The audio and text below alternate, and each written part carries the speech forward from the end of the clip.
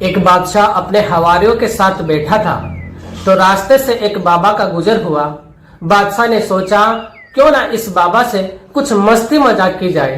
बादशाह ने अपने सैनिकों को भेजा और बाबा को अपने पास बुलाया। जब बाबा बादशाह के पास आ गए तो बादशाह ने एक लाल रुमाल अपने जेब से निकाला और बाबा को दे दिया और यह कहा, जो भी तुमको इन सब के अंदर से बेवकूफ लगता है उसको ये रुमाल दे दो। तो बाबा ने सब हवारियों की तरफ देखा और फिर उस लाल रुमाल को अपने ही जेब के अंदर रख लिया। बाबा ने जैसे ही रुमाल को अपने जेब के अंदर रखा तो बादशाह का पूरा प्लान फेल हो गया। वह बाबा का मजाक नहीं उड़ा पाए। बादशाह ने बाबा को जाने के लिए कहा और बाबा वहां से चले गए। कुछ दिन बाद बादशाह बीमार हो गए। इतने बीमार हुए कि बादशाह का चेकअप करवाया गया। तो वेद ने बादशाह से कहा, तुम्हारे पास सिर्फ 3 दिन का टाइम बचा है। 3 दिन बाद तुम्हारा इंतकाल हो जाएगा। तुम इस दुनिया से रुखसत हो जाओगे। यह सुनकर बादशाह को बहुत सदमा हुआ। बादशाह रोने लगा कि मेरे पास सिर्फ 3 दिन का टाइम है। 3 दिन बाद मैं इस दुनिया से रुखसत हो जाऊंगा।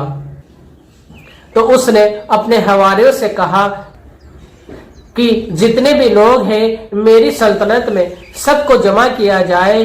तो सबको जमा किया गया। बादशाह ने एक एक करके सबको बुलाया और कुछ ना कुछ दे दिया। अपनी जमीन जायदाद सब धीरे धीरे अपने खजाने को खाली करने लगा। सब के अंदर वह बाबा भी मौजूद थे जिनको बादशाह ने रुमाल दिया था। जब बादशाह के पास उनका नंबर आया तो बाबा ने बादशाह से कहा, कहाँ जाने की तैयारी है जो ये सब कर रहे हो। बादशाह ने कहा, बहुत लंबे सफर पे जाने वाला हूँ। हालांकि बाबा सब कुछ समझ गए थे, फिर भी उन्होंने बादशाह से पूछा कि कैसा सफर।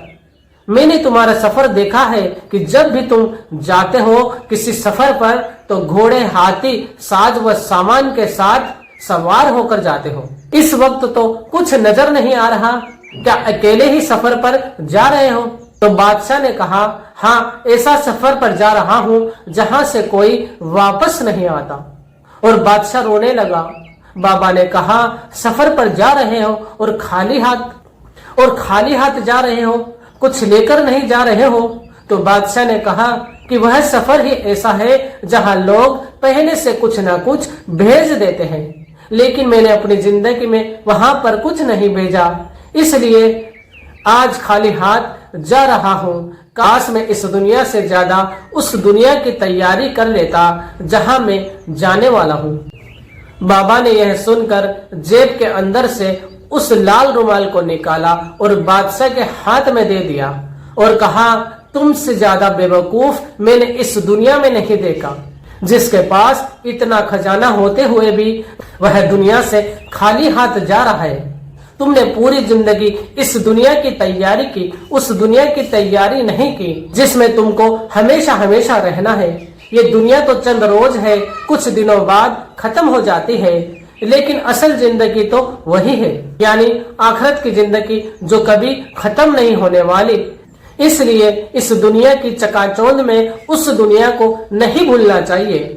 अपने आप को दुनिया के साथ साथ आखिरत के लिए भी तैयार वक्त रहते कर ले तो बेहतर है, वरना फिर पछताने के अलावा कुछ बाकी नहीं रहेगा। अस्सलामु अलैकुम।